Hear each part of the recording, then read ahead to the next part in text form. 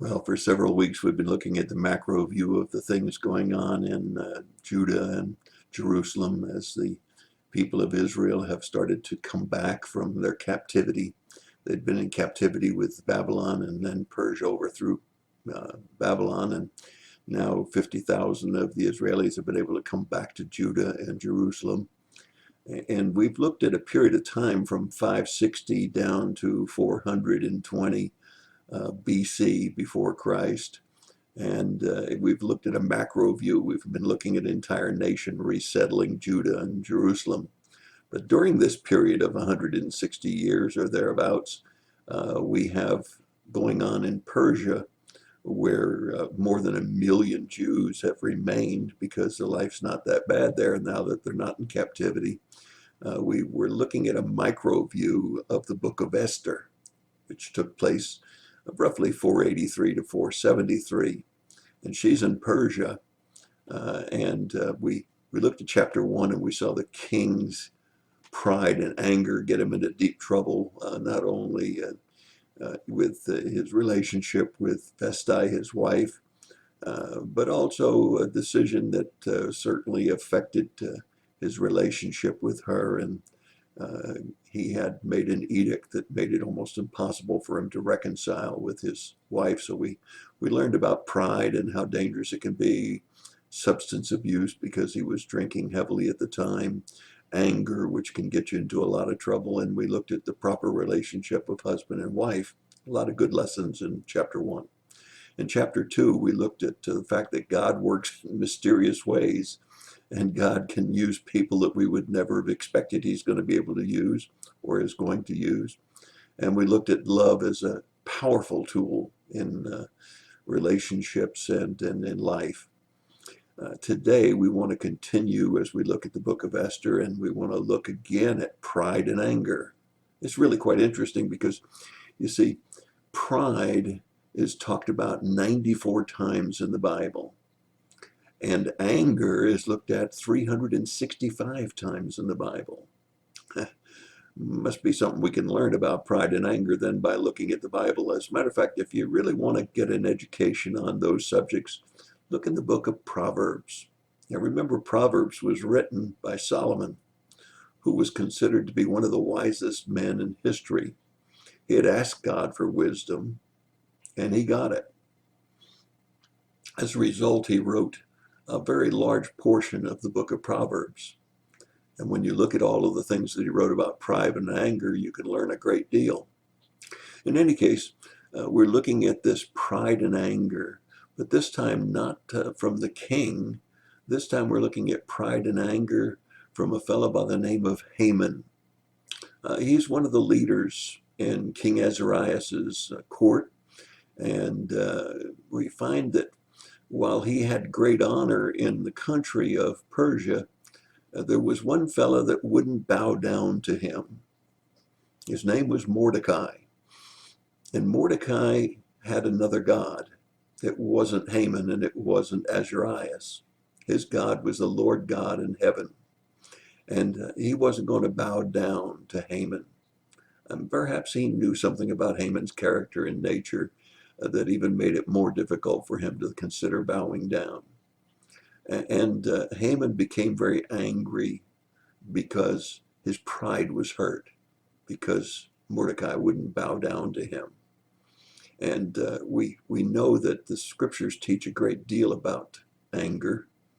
And as a matter of fact, it tells us that we shouldn't let the sun go down on our anger.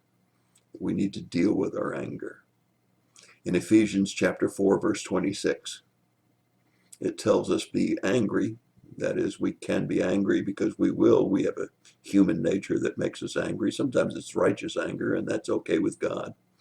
But sometimes it's not such righteous anger, and it's not okay with God. And he tells us to be sure that we don't allow our anger to turn into sin, and to be sure that we don't let the sun go down on our anger. It's good wisdom for Christian couples to remember that, to they get mad at each other, not to go let the sun go down without dealing with whatever has caused the anger between the two of them.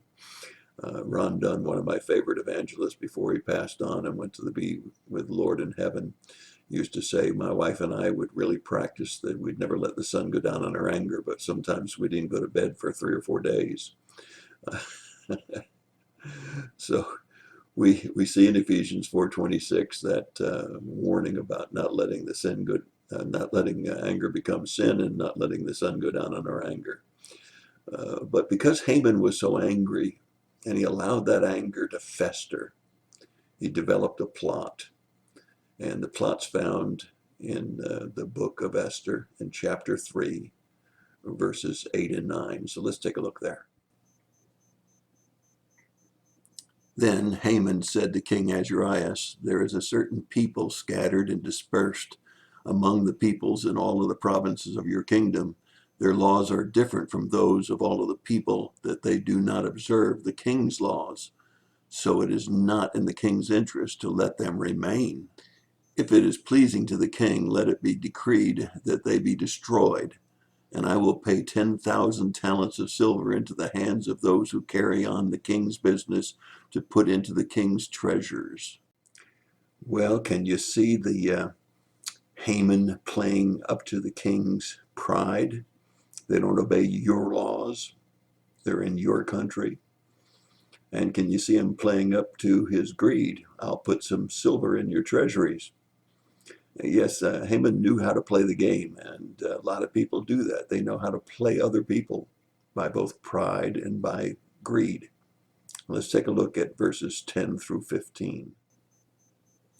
Then the king took his signet ring from his hand and gave it to Haman, the son of Hammedatha, the Agagite, and the enemy of the Jews. The king said to Haman, the silver is yours, and the people also. Do to them as you please. Then the king's scribes were summoned on the 13th day of the first month. That was written just as Haman had commanded, to the king's satraps, to the governors who were over each of the provinces, and to the princes of each people, and each province according to its script, each people according to its language, being written in the name of the king Ahasuerus, and sealed with the king's signet ring. The letters were sent by couriers to all of the king's provinces to destroy, to kill, and to annihilate all of the Jews, both young, old, women, children, in one day, the 13th day of the 12th month, which is the month of Adar, and to seize their possessions as plunder. A copy of the edict to be issued as law in every province was published to all of the peoples, so that they should be ready for that day. The couriers went out and impelled by the king's command while the decree was issued at the citadel in Susa. While the king and Haman sat down to drink, the city of Susa was in confusion. So Haman's plot was in place. He would have, in just a few months, all of the Jews annihilated. The Germans tried that later. From 1933 to 1945, 6 million Jews were taken to prisoner of war camps, gas chambers, and they were annihilated. 6 million Jews, old, young, women, and children. Haman's plot was in place. What would God do? These were his chosen people. They had been in captivity. Now they were coming out of captivity. They had repented of their past sins. They were reoccupying the land. They'd built the altar back, the temple back, and even the walls back. What would they do? How would God see them through this? Well, there's some wonderful applications that we can see in this. There's exactly 4 that I saw that we need to think about. First of all, we need to watch our pride and our anger. Haman's anger had festered and festered until he finally decided he would just kill all of the Jews because Mordecai wouldn't bow down to him. We need to watch our pride because the king again had made a bad decision for his people because of his pride. We need to be sure that we deal with anger just as we need to deal with pride. The third thing is we need to investigate before we act. If the king had properly investigated the situation, he would have realized that the Jews were no real risk to him, no real threat. And yet he didn't investigate. He allowed Haman to manipulate him. And finally, we need to beware of people that will play on us, play to our pride, play to our anger. We need to be careful when somebody agrees when we're angry. We need to be careful when people apply a little pressure around the financial areas of our lives. You have four good lessons for all of us: pride, anger, investigation, and most of all, to watch out for those that give us advice. And that's my thought for the day. God bless you and have a great day.